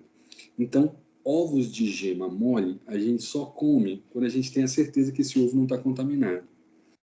Então, evite, né? Já que a gente não tem essa certeza nunca, evite consumir ovos de gema mole. Eu sei que é uma delícia ovos de gema mole. Mas se você consumir, fica sob sua responsabilidade. E se você for nutricionista de um restaurante, nunca permita que seja servido ovos de gema mole, porque existe a possibilidade de contaminação, se o ovo estiver contaminado, desse produto gerar contaminação a quem consome, né? Contaminado por salmonela, por outros micro-organismos. Professor, Oi, querida. mas como é que a gente faz, no caso de tipo tartar, que a gente usa gema crua, né? Tem algum Exatamente. problema, mesmo que a gente coloque limão, alguma coisa? Não vai dar problema, com certeza. Então, o que a gente pede? A gente pede para se usar ovos pasteurizados, que são vendidos, né? Você consegue comprar, e ovos desidratados, tá certo? Então, toda preparação que precisa para sua utilização, que você use gema de ovo, tá? E ela não vai passar por um processo de cocção, não vai passar por calor, a gente tem que usar ou a gema pasteurizada ou a gema desidratada. São produtos que são vendidos, não são vendidos em supermercado, mas são vendidos em casas especialistas em culinária, né? Aqui em Brasília a gente tem algumas, que é fácil de você encontrar. ovo pasteurizado, gema pasteurizada e gema desidratada. Entendeu? Por quê? Obrigada. Porque esse ovo cru, que não vai passar, por exemplo, a maionese, é o mesmo processo, né? O tartar que você está falando, quer dizer, são preparações, a gemada, são preparações onde a gente aquece o produto, mas não aquece uma temperatura para fazer a desnaturação das proteínas ali presentes. Então, essa temperatura são temperaturas abaixo de 60 graus, então há o risco de ali, tendo um micro-organismo patogênico, dele continuar existindo e gerando todos os seus problemas. Então, para solucionar isso, a indústria produz e nos permite utilizar a gema pasteurizada, que se aquece ela a uma temperatura e depois refria rapidamente, e também a desidratada, onde você tira a água e o micro-organismo está ali sem água, ele não consegue sobreviver. Beleza? Então, eu recomendo gema pasteurizada e gema desidratada para fazer todas essas preparações que precisem de ovos e que não aqueçam esses ovos a temperaturas superiores a 65, 75 graus Celsius. Chato, né? Obrigada. Quem é da gastronomia morre com isso. Fala, meu Deus do céu. Mas é a legislação, né? Então, a gente está falando da gastronomia, normalmente são preparações francesas, né? Feitas lá em 1800, tanto pelo Carême, que não sabia, não tinha esse conhecimento. Hoje a gente tem esse conhecimento, tendo a legislação, obrigatoriamente a gente tem que fazer isso. Obrigatoriamente. Se a gente produzir alimentos para venda, obrigatoriamente a gente tem que seguir essas orientações. Se não seguir, nós seremos os responsáveis técnicos e, portanto, seremos responsabilizados se houver algum problema com quem consome esse alimento. Chato assim, né? Vai perdendo um pouco do encantamento, né, da culinária, mas são tempos, né, modernos de conhecimento, e aí, tanto que, se você for ver, existem várias histórias, né? A maionese, quando ela chegou na França, ela matou muita gente. Por quê? Por causa da salmonelose, né? Pessoas faziam maionese, delícia, usavam e tudo mais. Se houvesse ali uma salmonela, quem comesse ia pegar salmonela. Podia morrer ou não, né? Então, houve um surto de salmonelose muito grande na França com a chegada da maionese, que era o molho de Mayon, né, da região de Mayon, na Espanha, onde tiraram a maionese. Quando chegou na França, teve um problema danado. Esses são os cuidados que a gente tem que ter, né? E por aí vai. Mas hoje, a gente já tendo esse conhecimento, a gente tem que ter esse cuidado. Nenhum alimento pode ser aquecido com temperaturas inferiores a 75 graus Celsius. Por quê? Porque se houver contaminação, se ali tiver um micro-organismo, ele não vai ser morto, ele vai continuar se desenvolvendo, produzindo sua toxina, enfim, fazendo aquilo que a gente está ali para que isso não aconteça. Então, a gente tem que ter esses cuidadinhos. Distribuição do alimento preparado. Os alimentos expostos para consumo imediato devem obedecer os critérios de tempo. Outra coisa, eu acabei nem lendo tudo dos ovos. Vamos lá. Então, primeiro, né, lá está como item 3, mas o nosso primeiro aqui, devem ser utilizados ovos pasteurizados, desidratados, cozidos, em preparações sem cocção, tais como maionese, cremes e outras preparações. Então, tiver que fazer isso, vai ter que comprar o ovo pasteurizado, o ovo desidratado para fazer isso. Armazenar ovos preferencialmente refrigerados. Gente, muito cuidado aqui, tá? Que é o seguinte, que aí já é a questão, também a terceira, e aqui no caso da legislação, a 9, que diz assim, não deve ser feita a lavagem dos ovos antes de se fazer o armazenamento dele. Então, toda vez que o ovo chegar do supermercado, a gente guarda ele na geladeira, porque ele deve ser preferencialmente guardado sob refrigeração. O que não impede que ele seja guardado sob temperatura ambiente, mas preferencialmente sob refrigeração. E, em sendo guardado sob refrigeração ou em temperatura ambiente, a gente tem que ter esse cuidado, não lavar o ovo. A gente só lava o ovo imediatamente antes de usar. Por quê, professor? Pelo seguinte, o ovo possui uma membrana que é a base de muco, que é a base de carboidrato, que fica na parte externa do ovo. Imperceptível aos nossos olhos, tá? Quando a gente lava essa camada sai e o ovo fica poroso. Essa camada serve para impedir que o oxigênio de fora entre no ovo. Que o oxigênio que está do lado de fora entre na casca do ovo. Porque a casca do ovo é porosa. Mas essa substância faz com que ela fique impermeável ao oxigênio. E o que tem, professor, o oxigênio entrar na casca do ovo? Qualquer micro-organismo que esteja ali, patogênico, ele vai precisar de oxigênio para sobreviver. Se ele estiver dentro do ovo sem oxigênio, ele pode estar lá dentro, mas ele não vai fazer nada. Se você tira essa camada de proteção, o oxigênio entra. Aí esse micro-organismo está viável para se desenvolver e produzir todos os seus problemas. Né? Então, como é que eu faço, professor? Vou armazenar ovo? Vou. Não lavo. Deixo ele do jeitinho que ele está lá. Antes de usar, vou usar para fazer um ovo agora frito. Lavo, tá? Faço a lavagem, pego meu sabãozinho, meu detergente, meus agentes sulfatantes, faço a limpeza, tiro essa, provavelmente, né? Vai ser retirada essa proteção, e aí eu vou lá, quebro e uso o meu ovo. Não deu tempo do oxigênio entrar e o micro-organismo crescer, foi imediatamente um uso. Agora, se eu lavo, guardo na geladeira e uso daqui a 4, 5 dias, aí deu tempo suficiente para o oxigênio entrar, o micro-organismo que está ali dentro, se houver um micro-organismo ali dentro, mas se estiver ali dentro, ele vai crescer e se desenvolver, tá certo? Tanto que, como é que a gente sabe se um ovo está bom ou não? Normalmente você pega ovos para saber se está velho ou está novo. O que é velho? Velho é o ovo que permitiu a entrada de oxigênio. Ele tem ar lá dentro. E o novo não tem ar. Como é que eu sei que um ovo está bom ou não? A gente bota em água. Se o ovo afundar, ele está bom. Se o ovo boiar, ele está ruim. Por que está aqui? Qual é o sistema que está aí colocado? Se essa película serve para impedir que o oxigênio entre, se ela estiver bem colocada, se ela estiver bem preservada, não entrou oxigênio. Você botou dentro da água sem oxigênio, o ovo desce. Tá bom. Se ela está velha, foi lavada, ou mesmo o ovo está bastante tempo ali, e aí realmente houve o rompimento dessa membrana, o que vai acontecer? Entrou oxigênio. Entrou oxigênio, quando eu boto na água, é como uma boia, e vai boiar. Por que a boia boia? Porque tem oxigênio dentro dela. Por que o ovo vai boiar? Porque tem oxigênio dentro dele. Então, o ovo que boiou, esse pode ser retirado. Por quê? Ele está ruim? Nem sempre. Mas se houver um micro-organismo ali dentro, se um processo de postura, ou se a própria galinha estiver contaminada por salmonela, que é relativamente comum, vai acontecer do quê? Da salmonela ali dentro ter condições favoráveis para que possa crescer, e quando você utilizar lá o ovo na maionese, você utilizar o ovo com gema mole, aí a nossa querida salmonela vai se apresentar e vai fazer todo o seu efeito.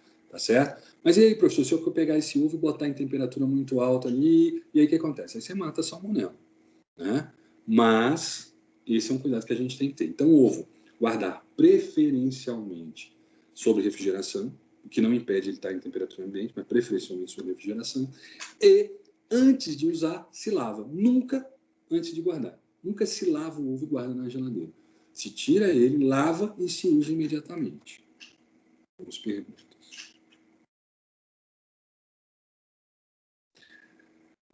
Tem como saber se o ovo está novo ou velho na hora da compra? Na hora da compra, nem tanto. Mas em casa dá para a gente saber. É como eu te falei, você pega lá uma bacia com água, coloca os ovos. Aqueles que afundarem, estão tudo tranquilo. Quem boiar, está velho. O que não quer dizer que velho esteja estragado, nem contaminado, tá mostrado?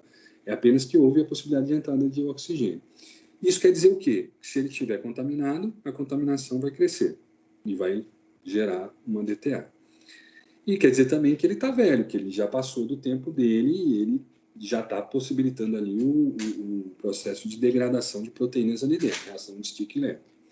Pode ser que você abra e gere um mau cheiro danado. Pode ser que você abra e não tenha problema nenhum. Você consome aquele alimento e não tenha nada. Mas é um indicativo de que esse ovo não foi armazenado de forma adequada. Tá certo? Então, é uma possibilidade dele estar estragado, dele estar contaminado. Não tendo oxigênio, não há possibilidade dele estar estragado, não há possibilidade dele estar contaminado, justamente porque o oxigênio impede, a falta do oxigênio impede tudo isso. Tranquilo? Beleza pura? Então, esses são cuidadinhos que a gente tem que ter, tá certo? Ovos, sempre que for fazer uma preparação, a temperatura da cocção tem que ser acima de 75 graus.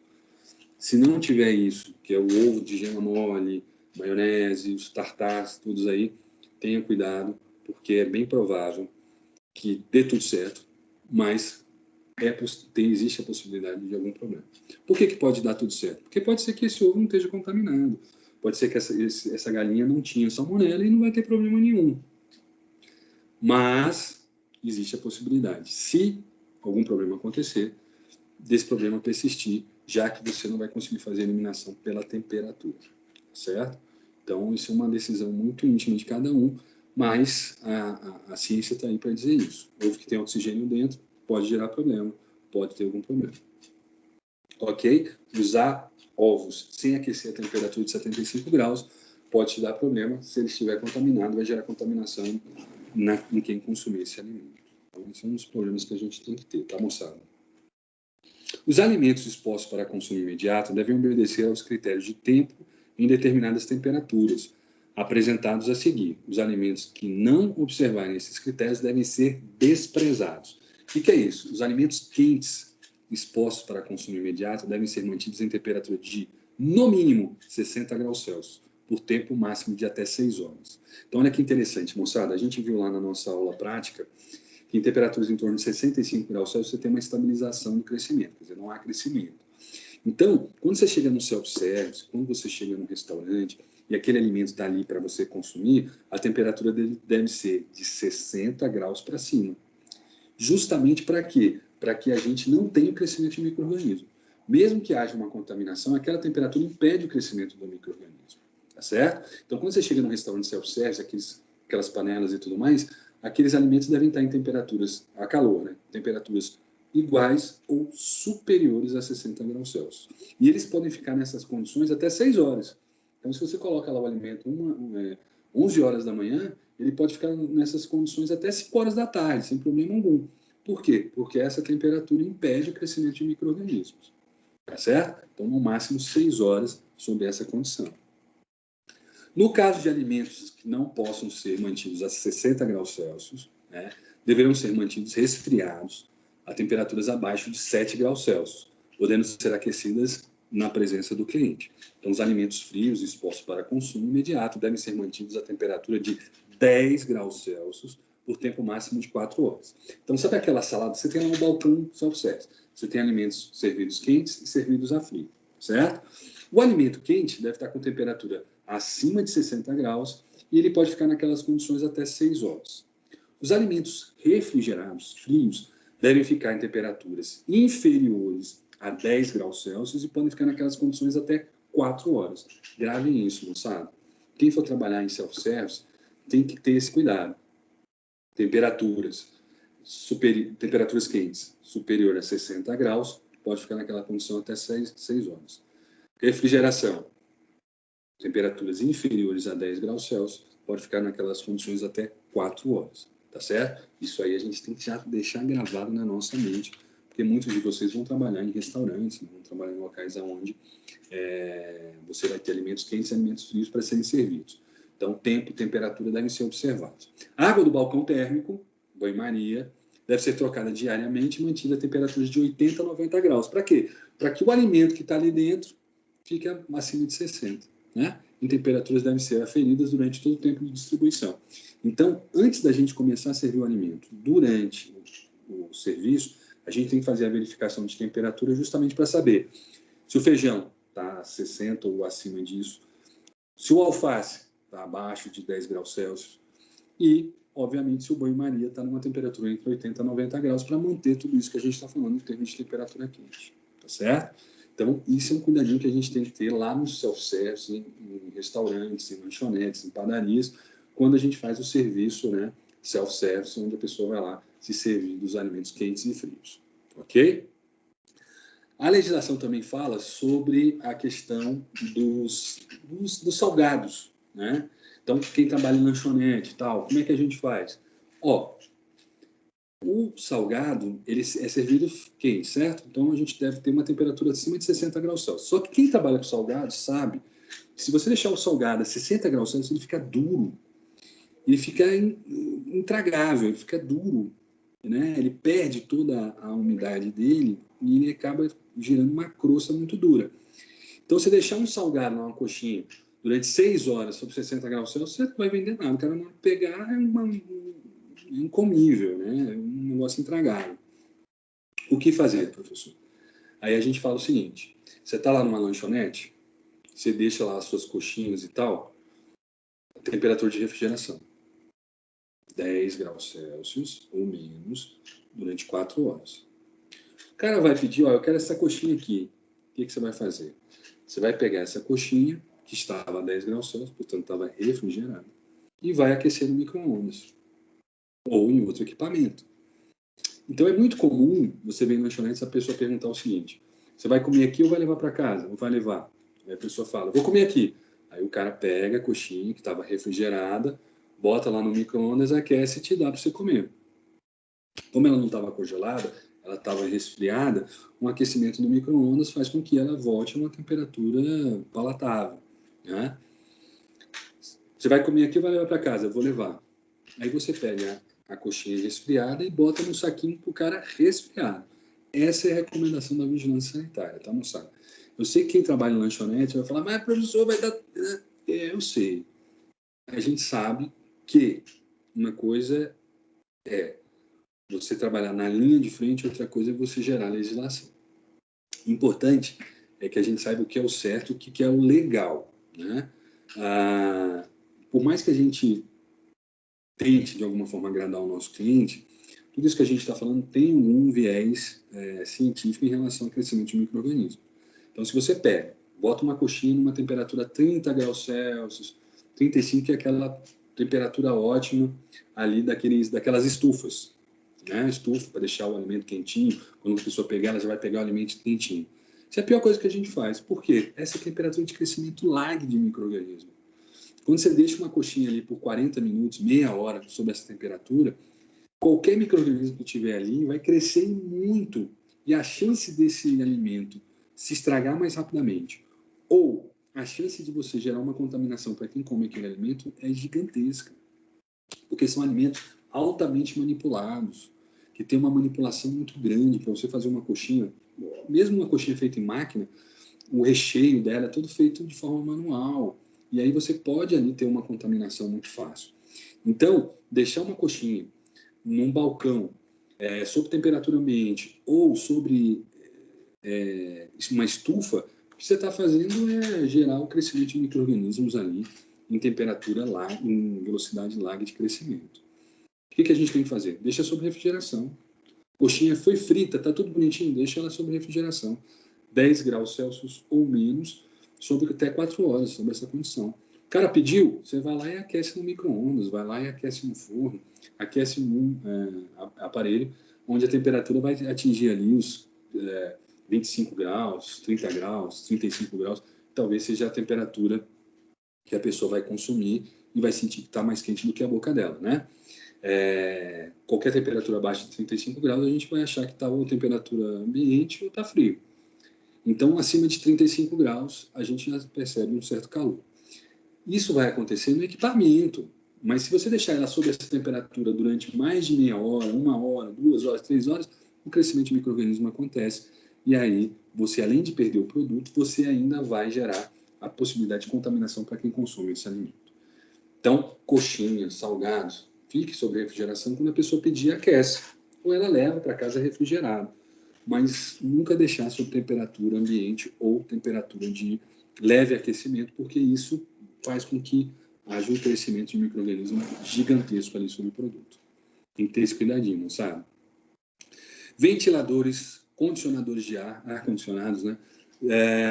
São permitidos desde que o fluxo de ar não incida diretamente sobre os alimentos, ou ornamentos e alimentos. Então, sabe aquele ventilador que ficou nas padarias, em cima do alimento? Não pode, porque você está jogando toda a poeira, esporos, bactérias que possam estar ali de alguma forma juntas da poeira, né, e do ar, e bolores e leveduras, você está jogando em cima dos alimentos. Então, você pode ter ventiladores? Pode, mas eles não podem ter um fluxo de ar direcionado para os alimentos, tá certo? Esse é um cuidado que a gente tem que ter. O recebimento de dinheiro, cartões e outras formas de pagamento de despesa devem ocorrer em área específica. O funcionário que recebe dinheiro não pode ser o mesmo que manipula os alimentos. Portanto, se você for trabalhar com qualquer tipo de unidade produtora de refeições, você tem que ter pelo menos 2 funcionários. Um que vai manipular os alimentos e o outro que vai receber dinheiro. Você não pode fazer isso uma pessoa só. Então, quando você chega lá num carrinho de cachorro-quente, alguma coisa assim, que tem só uma pessoa, o cara usa a mão direita para mexer no alimento e a esquerda para receber dinheiro ou vice-versa, está errado. Você tem que ter pelo menos 2 funcionários. Um para trabalhar só com dinheiro e outro para trabalhar com a manipulação dos alimentos.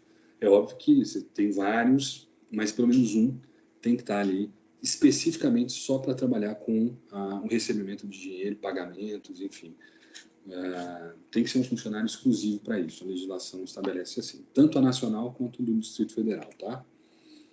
Retirada de amostras. Isso é obrigatório aqui no Distrito Federal, tá? A legislação nacional não obriga, mas no Distrito Federal é obrigatório. Olha lá, para auxiliar e esclarecer a ocorrência de doenças transmitidas por alimentos, deve-se guardar amostras de pratos prontos elaborados em serviços de alimentação, que ofereçam refeições prontas para alimentação coletiva, tais como cozinhas industriais, cozinhas de empresa, restaurantes comerciais, por quilo, buffet, cozinhas e restaurantes de escola, creches, asilos, presídios e hospitais. Então, toda UPR, toda unidade produtora de refeição, tem que tirar a amostra daquilo que produz, tá? Então, os alimentos devem ser colhidos na segunda hora do tempo de distribuição, utilizando-se os mesmos utensílios empregados na distribuição, de acordo com o seguinte método de colheita. Então, vamos lá. Então, o que acontece? Você tem lá seu restaurante, você tem sua padaria, você tem sua lanchonete, você tem sua unidade produtora de refeições, o que você tem que fazer? Você tem que tirar a amostra daquilo que você produz, né? Então, você produziu lá salgados, você vai tirar uma coxinha, você vai tirar um pastel, você vai tirar tudo aquilo que você produziu, você vai tirar uma unidade como amostra, tá? Normalmente a gente fala de 100 gramas para se fazer essa coleta, né? A gente vai ver aqui. Mas você tem que tirar ali uma amostra de aproximadamente 100 gramas e deixar guardadinho, como o professor vai falar, para que você possa ter a sua segurança na produção de alimentos, tá? Não só a sua, mas também de quem consome o alimento. Depois o professor explica direitinho isso. Então, como é que é feita essa coleta? Você tem que pegar uma embalagem, então identificar as embalagens higienizadas ou sacos esterilizados ou desinfetados, com o nome do estabelecimento, o nome do produto, a data, o horário e o nome do responsável pela coleta. Então, se você é dono de um restaurante, você vai botar a data de hoje, almoço, e vai tirar do feijão, do arroz, da carne e tal, 100 gramas de cada uma desses produtos para deixar guardadinho como amostra para verificação. Preceder a higienização das mãos, então antes de fazer tudo isso, você tem que lavar suas mãos, né? Abrir a embalagem em saco sem tocar internamente ou soprar, então você abre para não contaminar lá dentro, não bote a mão nem sopre. E colocar a amostra de alimentos no mínimo 100 gramas por cada amostra, no mínimo 100 gramas, tá? Porque a gente faz análise com 25 gramas, aí você tem que repetir várias análises para você poder chegar a uma conclusão. Normalmente são 4, então por isso 100 gramas no mínimo. E retirar o ar, se possível, e fechar a embalagem. Vocês devem guardar, olha lá como é que guarda. Os alimentos que foram distribuídos sob refrigeração devem ser guardados no máximo a 4 graus Celsius por 72 horas, tá? Sendo que os alimentos líquidos devem ser guardados somente nesta condição. Então, o que vai acontecer? Você vai pegar os alimentos, né, distribuídos sob refrigeração, devem ser guardados no máximo por temperaturas de 4 graus Celsius por 72 horas, e todos os líquidos, sucos, refrigerante não, né? Porque aí se der algum problema, o problema é de quem produziu o refrigerante. Mas sucos, bebidas que são produzidas lá no seu estabelecimento, você deve guardar também sobre essas condições. Então, líquidos devem ser guardados somente nesta condição. 4 graus Celsius por 72 horas.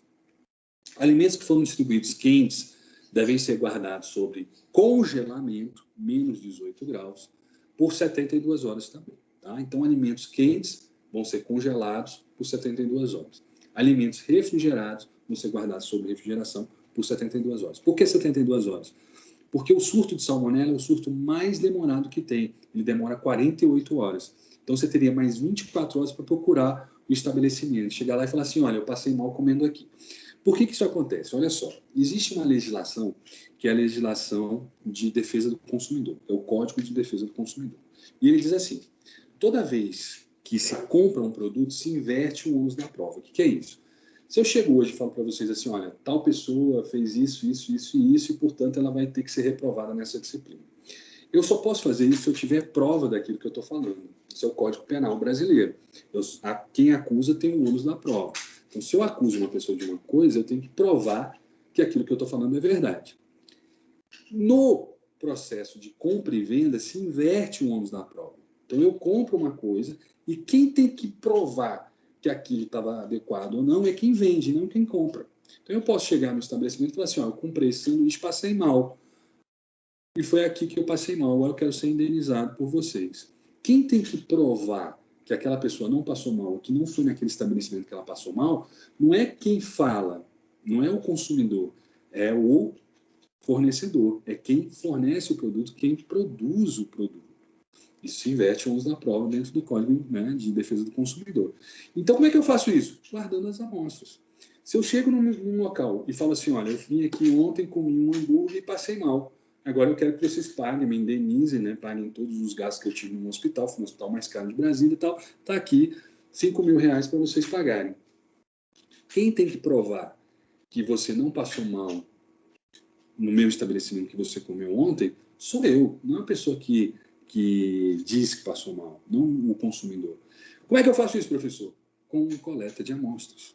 A amostra vai ser levada. O sanduíche, qual foi o sanduíche? Ah, foi o X, não sei o quê. Você pega lá a amostra do hambúrguer, você pega a amostra do alface, você pega a amostra lá do tomate, do próprio hambúrguer, manda para o laboratório vai fazer a análise e vai falar se estava contaminado ou não. Se estiver contaminado, obviamente, você vai ter que pagar, mesmo que ele tenha comido outras coisas em outros locais. Né? Então, como é que a gente faz para se assegurar de qualquer tipo de problema? Primeiro, a produção com as boas práticas de fabricação. Tudo aquilo que a gente falou do ovo, tudo aquilo que a gente falou até agora, faz com que você produza um alimento com segurança. E produzindo com segurança, você não vai ter contaminação. E a segunda coisa, tirar a amostra. Tá certo? Ah, professor, mas aí né, tem restaurantes muito chiques aqui no Brasil, em Brasília, e se eu tirar 100 gramas de tudo que eu produzi, chegar no final do ano, eu compro um carro zero. Então, eu prefiro que a pessoa me procure, já que não há uma cultura no nosso país de fazer isso, a pessoa normalmente passa mal e depois nunca mais nem vai no restaurante, não procura os seus direitos nem nada. Eu prefiro que se a pessoa me procurar, eu vou lá e pago para ela, do que ter que tirar tudo isso e como meus ingredientes são muito caros, no final do ano eu acabo tendo que pagar muito mais do que isso se alguém me procurar pelo menos uma vez no ano, né? Isso é uma forma de se pensar e de se fazer a gestão do negócio. Mas se você sofrer fiscalização, você vai receber uma multa por não estar fazendo isso, né? Mas o certo é você fazer a coleta de amostras. É você até mesmo, fazendo a coleta de amostras, esporadicamente pegar uma dessas amostras e mandar para o laboratório para saber se você está trabalhando de forma correta. Né? Você manda fazer lá uma análise, se der tudo certo, óbvio, estamos trabalhando bem. Contaminou, mas ninguém procurou para falar que passou mal. Pô, onde contaminou? O que está acontecendo? Onde será que a gente está errando? É uma forma de você melhorar o seu serviço. Mas, obrigatoriamente, por legislação, nós temos que tirar a amostra dos alimentos, tá certo? Então, mesmo que a gente ache isso errado, mesmo que a gente ache que isso não é caro, que isso vai encarecer o nosso serviço, a gente tem que lembrar que a legislação nos obriga a fazer isso. E aí, a gente tem que seguir a legislação nesse sentido, tá certo? Então, muito cuidado, hein, moçada? Quando a gente estiver falando, então, sobre restaurantes, cuidado na retirada de amostras, justamente para evitar todo e qualquer tipo de problema relacionado à contaminação dos alimentos. Tá certo? Dúvida, moçada? Alguma dúvida? Tranquilo? Podemos seguir? Vamos lá, então? Sim, professor. Então, ó, cuidadinho com isso, hein? E seguindo essas orientações. 72 horas. Aquilo que for quente tem que ser congelado, aquilo que for resfriado tem que ficar resfriado. Sucos e bebidas que são produzidas no local, todas elas resfriadas até 72 horas. Instalações, equipamentos, móveis e utensílios devem ser mantidos em condições higiênico-sanitárias adequadas, apropriadas ao bom estado de conservação. As etapas obrigatórias para os procedimentos de higienização são a remoção de sujidades, lavagem com água e sabão, detergente, desinfecção química seguindo o enxágue final, ou desinfecção física pelo emprego de vapor. Né? A higienização dos equipamentos e utensílios deve ocorrer preferencialmente na área própria. Os procedimentos e periodicidades de higienização devem ser estabelecidos em procedimento operacional padronizado. Todos os seus equipamentos da cozinha têm que ter um documento dizendo como faz a higienização deles. como é o procedimento de higienização e quais são os equipamentos que devem ser utilizados e materiais que devem ser utilizados para fazer a higienização. É sabão, é detergente, é cloro, qual outro tipo de material que você utiliza. Então, você tem que ter um documento lá no seu estabelecimento, que são chamados de procedimentos operacionais padronizados, de como é que é feita a higienização de cada um dos equipamentos e quando você faz a higienização desses equipamentos. Em alguns casos, é logo após o uso. Em outros casos, com parede, teto, chão, você estabelece um dia na semana ou mais de um dia na semana para fazer essa higienização. Tá certo? Então, você tem que ter um livrinho chamado Procedimento Operacional Padronizado, falando como se faz a higienização desses equipamentos, qual é o tempo que se faz, qual a periodicidade e como se faz essa higienização.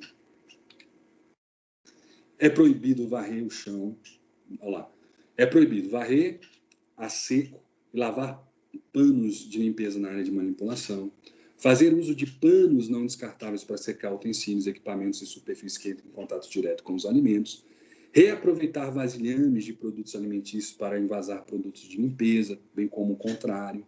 Animais no local de trabalho e escoar água residual para higienização ambiental em via pública.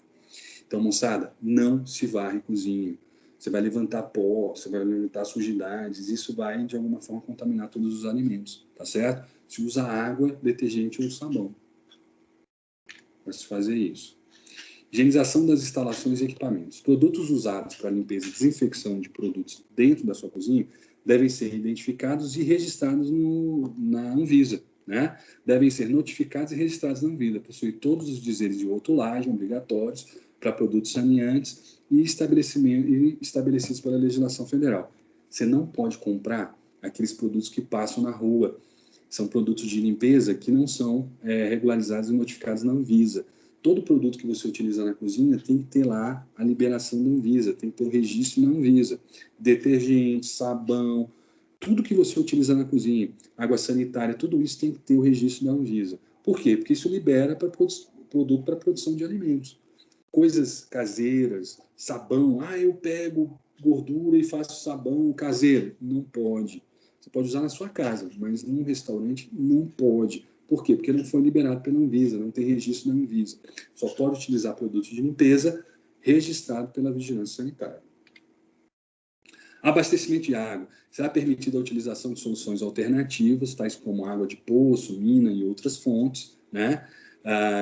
E água potável transportada pelo caminhão, desde que essa água deve ser tratada e com qualidade controlada por análise laboratorial, periodicidade determinada pela legislação específica.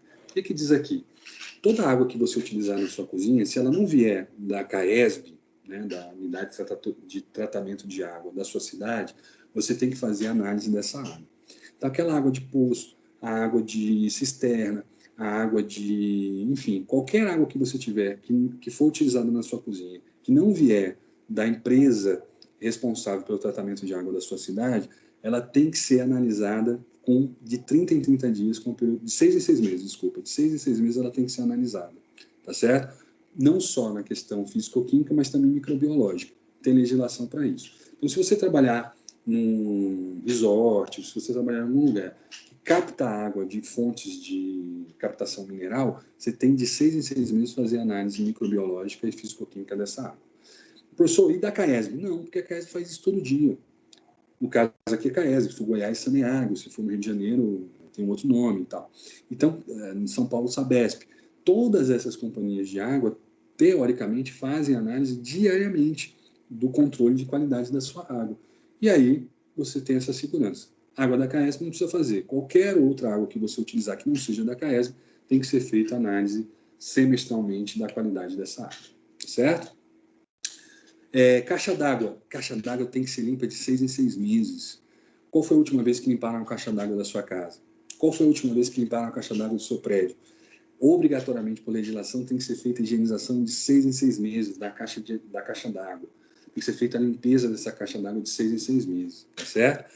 A caixa d'água tem que estar com uma manutenção bastante bem feita, não pode ter rachaduras, tem que ser tampada essa caixa d'água para evitar que pombos, ratos e outras pragas urbanas entrem em contato com essa água. Essa caixa d'água tem que ser bem tampada. E, como eu falei, a higienização deve ser feita de 6 em 6 meses. Isso aqui nos obriga a legislação, tá certo? E outra coisa, essa limpeza tem que ficar em um local bem visível, porque se você for procurado pela vigilância sanitária, você tem que provar que você fez a higienização de 6 em 6 meses, tá certo?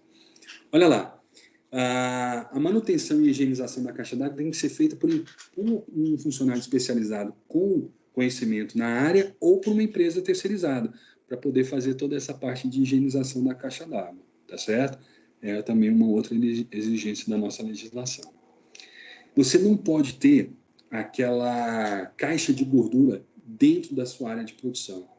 Então, normalmente, né, nas pias das nossas casas, tem uma caixa de gordura que facilita ali a higienização e a limpeza, né, do que sai da sua pia.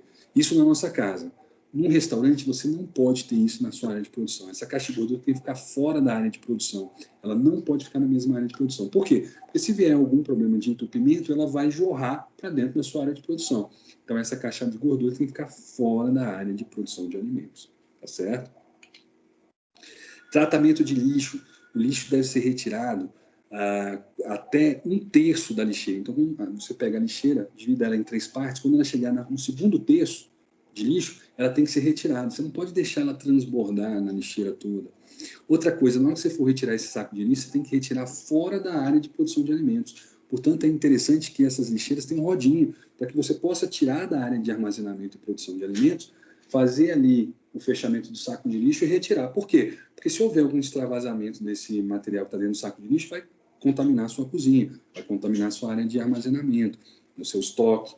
Então, você tem que tirar esses lixos da área de produção, amarrar o saco de lixo e retirar um local fora da área de produção. Tem muito chorume, né, muito líquido que pode estar ali, que na hora de você tirar, você pode estar contaminando o alimento que está sendo produzido ou a estrutura onde está sendo produzido esse alimento. O lixo não deve sair pelo mesmo local que entram os produtos, né?